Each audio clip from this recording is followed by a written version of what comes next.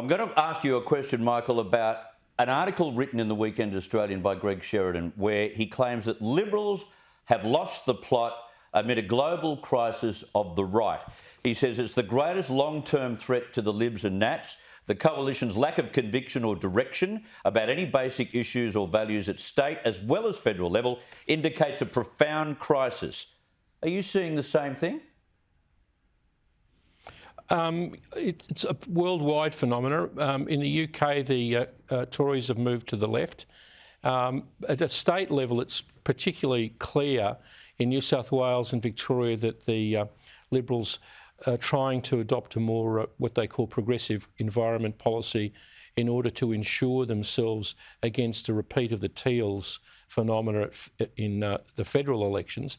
But I'm not sure whether it ensures or confuses. That's the key point.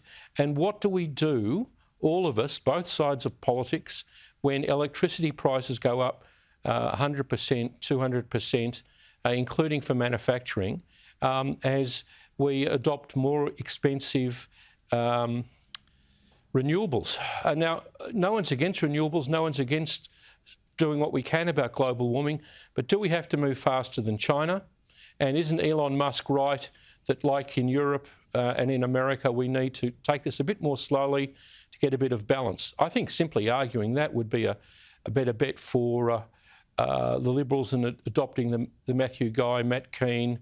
We must be more green than the Labor Party or the Greens. I couldn't agree more. Holly? Neither can I, for that matter. Has Greg Sheridan got a little bit carried away with that post-loss, dire straits kind of feel when you do suffer a loss?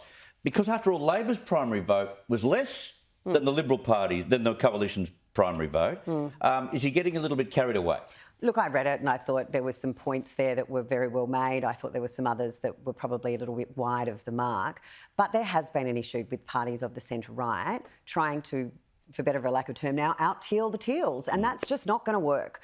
And I think, to Michael's point, when people can't afford their electricity bills, when people can't put petrol in their car, when people can't afford groceries, these issues that they had prior to the last election aren't going to exist in the same way. But again, to Matthew Guy's saying he's going to legislate 50%, well, that's moot point now because the feds will overrule that with what they're going to do at 43%. And we know what Matt Keane's trying to do in New South Wales, and that's left the Greens. I mean, it's just extraordinary what's happening there.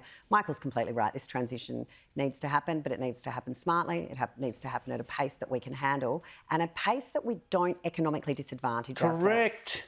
And, I mean, look at what's happening in China and the Taiwan Strait and all these. Yeah. And we really want to put ourselves in a position where we might not be able to turn the lights on because we're not close to that 2030 target. It's insane.